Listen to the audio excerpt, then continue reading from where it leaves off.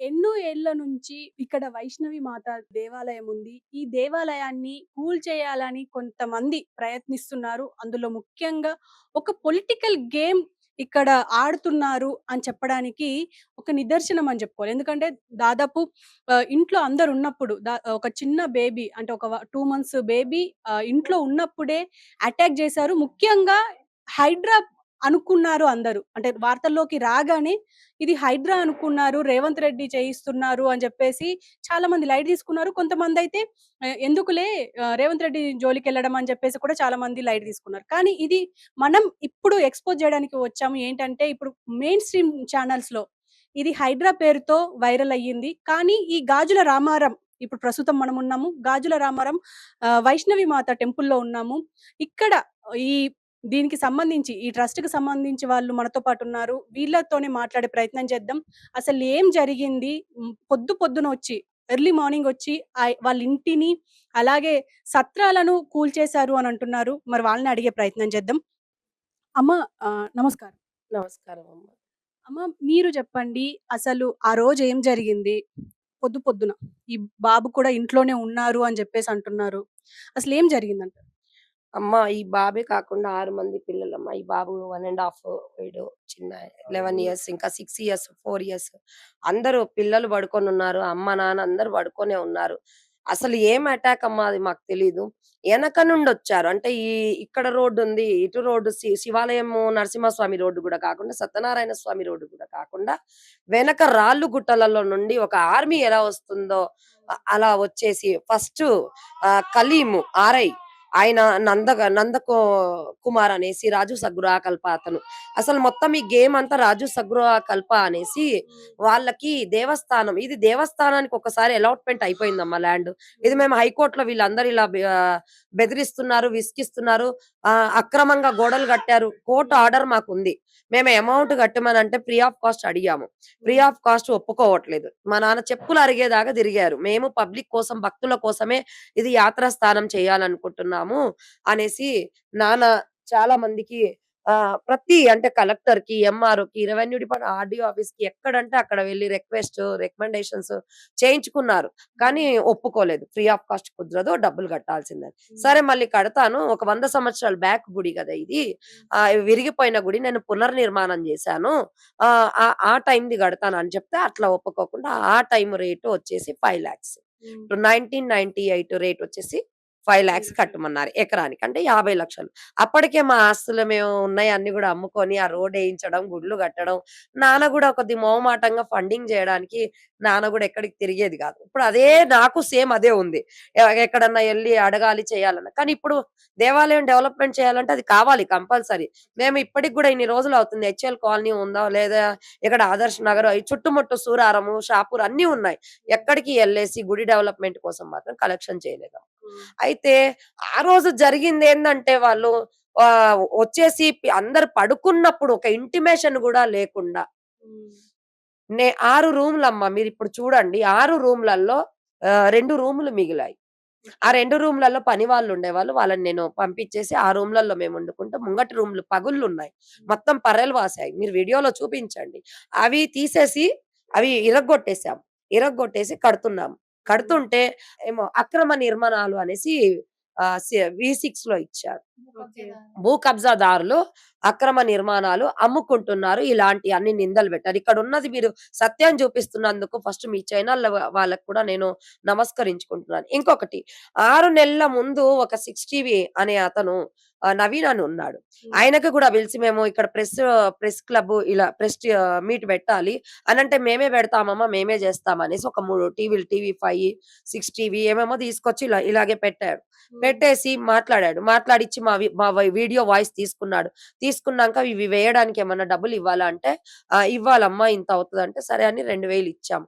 2,000 ఇచ్చాక కూడా మాది వీడియో ఎయలేదు. ఈ ఈ మాట ప్రజలకి తీసుకురాలేదు.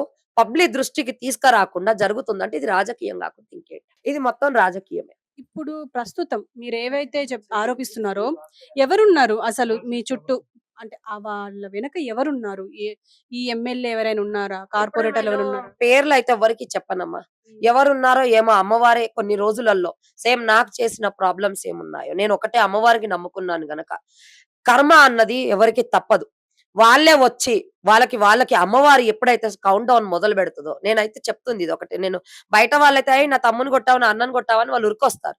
కానీ ఆమె బిడ్డని కొట్టారు. దెబ్బ ఆమె బిడ్డని కొట్టారు. ఆమె మెల్లిగా నిదానంగా మొదలుపెడతది. వాళ్ళు కూర్చున్న చోట సీట్లు గూడా గుంజేసిందంటే ఆ రోజొచ్చి ముక్కు రాసుకుంటే గూడా క్షమాపణుండదు. ఎందుకంటే మేము మా ఆధ్యాత్మికమైన ఈ పనిలో ఇక్కడ జరిగే ఫ్రీ సర్వీసెస్ అంటే ధర్మాన్ని అమ్ముకోవడం గాని, అవన్నీ జరగవమ్మా. హ్మ్. మా గురువుగారు ఏం బోధిచ్చారో భక్తులకి, భగవంతుడికి మనము దగ్గర జేయాలి.